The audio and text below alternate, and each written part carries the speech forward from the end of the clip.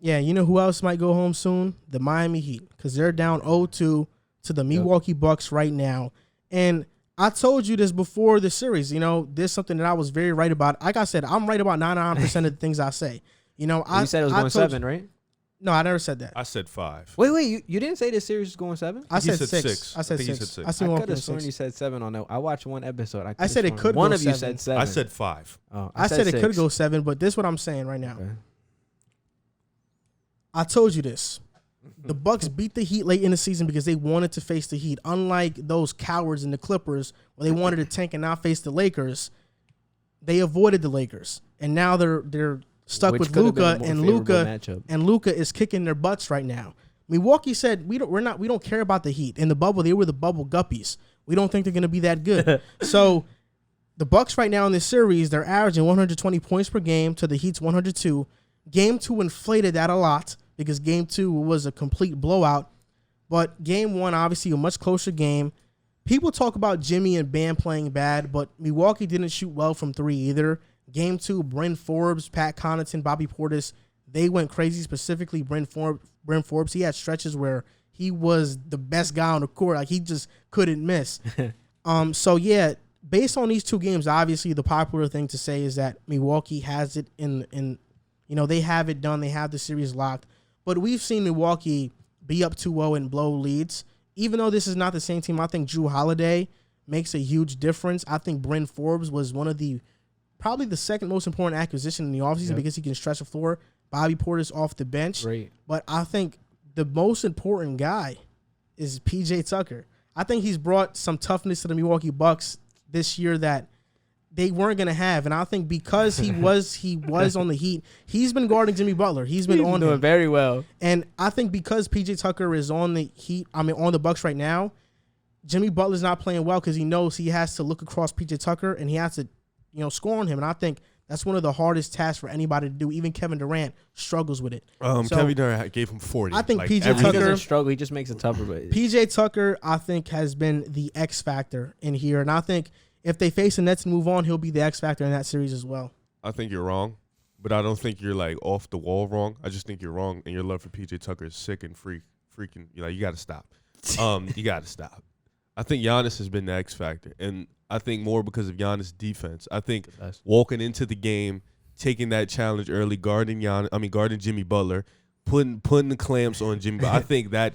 Like, walking in with that mentality. He hasn't walked in series with that mentality. Last year he didn't want it. The year before, he didn't really walk in with that. When they played Toronto, he really didn't walk in guarding Kawhi from the start. Yeah. I think him doing that, guarding Jimmy, setting the tone game 1 and 2. P.J. Tucker has been on him. I think rotating Giannis, Drew Holiday, P.J. Tucker on Jimmy has put really a strain on him offensively, and he's not able to get it going. His team is not hitting. So it's not looking good for the Heat. I think Brook Lopez also has been really well. Defensively, he's been playing. I think the Bucks' defense has just been impressive. Yeah, it's just been impressive. It's crazy. This team has been dominant. I think, like I said, I picked the Bucks in 5, but I think Giannis was my X factor just because of the fact that he's obviously, even when he was talking about it, people kept saying he didn't feel confident in the series the way he was speaking.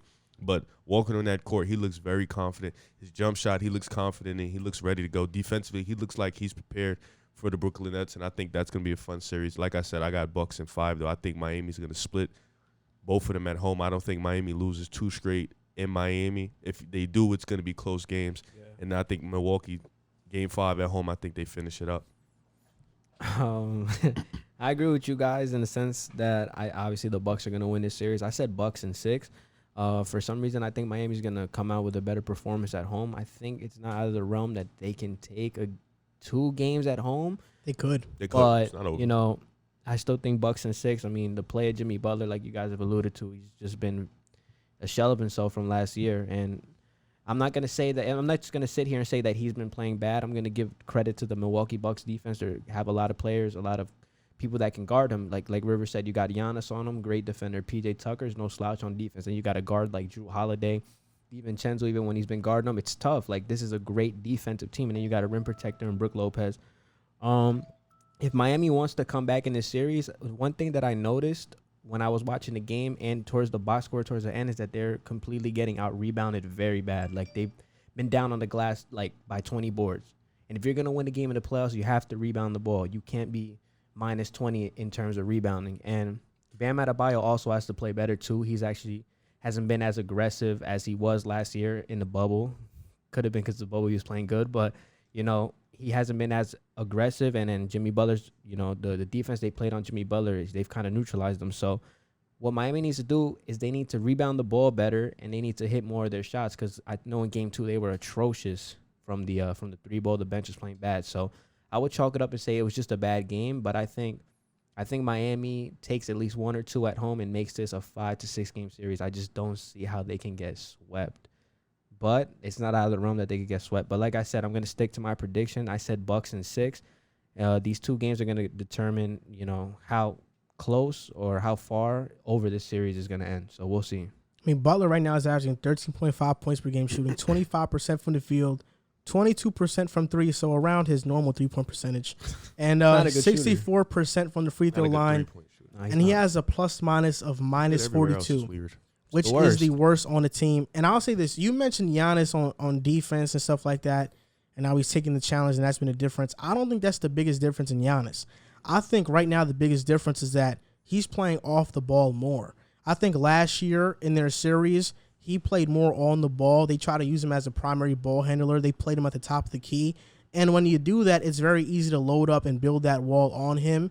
But right now they're using him much more as a roller in pick and roll situations. And he's playing off the ball. He's in that dunker spot. He's, roaming around the baseline. Mm-hmm. I think that just goes to show that Mike Budenholzer noticed something. He is switching up the game plan, which is a very good sign for Bucks fans moving forward, because you need Mike Budenholzer to be fast in his adjustments. It did take him about 2 years to notice that. But still, I think now it's a good sign that they're going to Giannis and playing him more off the ball, because he's not a primary ball handler. He just doesn't have that passing in his game. Well, I don't mean to burst your bubble, but they've been kind of playing like that all year. And that's with Drew Holiday and Chris Middleton. We forgot to mention Chris Middleton has been balling too. Yeah. But that's, I think, with Drew Holiday, him being just so much and far and away better player than Eric Bledsoe, and having that ability to be a playmaker and to be a scorer. Chris Middleton has also upped up his playmaking, so putting him in the pick and roll with Giannis has been pretty dope to see. DiVincenzo, he does it sometimes too, so that's good for the game. I think, but I agree with you. I think that's been a good step in his game and him evolving as a basketball player. Kind of being more comfortable being that big man, go down low, running that pick and roll. And I don't know what Miami is gonna do. Jimmy Butler has just been in the crunch. Goran Dragic has been playing okay, but Tyler Herro hasn't been performing. Duncan Robinson, Bam Adebayo, like this team just does outmatched. Yeah, they just looked outmatched in Idol, and I've been saying that the Bucks look like a different team than what they've been looking like over the past 2 years, and I think Mike Budenholzer got them on fire, clicking. I think these acquisitions has been really good. Because I heard Mike Budenholzer lost his series, he was gonna get fired most likely. So yeah, probably. 100%. So we'll see. I mean, this series looks just about done, but I'm not gonna run away from the fact that I think it's still gonna be Bucks in 6. Now this series ain't over. You didn't burst my bubble, because we're talking about strictly versus the Heat or versus playoff opponents, and this is the first time in the playoffs they have played Giannis like that. So I think it is a different variation from what they've done in the playoffs previously. Word. So you didn't burst my bubble. Nita wasn't sharp enough that time. Well, I mean, they've been playing like that for a majority of the year, so I thought you would notice it. Being a film guy and all. Well, noticing it now, because it's the playoffs. It's the brightest of the lights. Yeah, well, I think the change right now is that I said this last year too, that Giannis is Shaq. He's a modern day Shaq, and they were trying to play him like a LeBron. And I don't think that was ever him. He was always a guy who is going to thrive playing like a big man, not playing like a perimeter player. I think he's a big. He is a big man. That's exactly what he is. I think, them trying to make him like one of the wings, like a LeBron, like Kawhi, like a KD. I don't think he's that mainly on the perimeter. I think he's a guy who needs to be down low, and that's where he's most effective.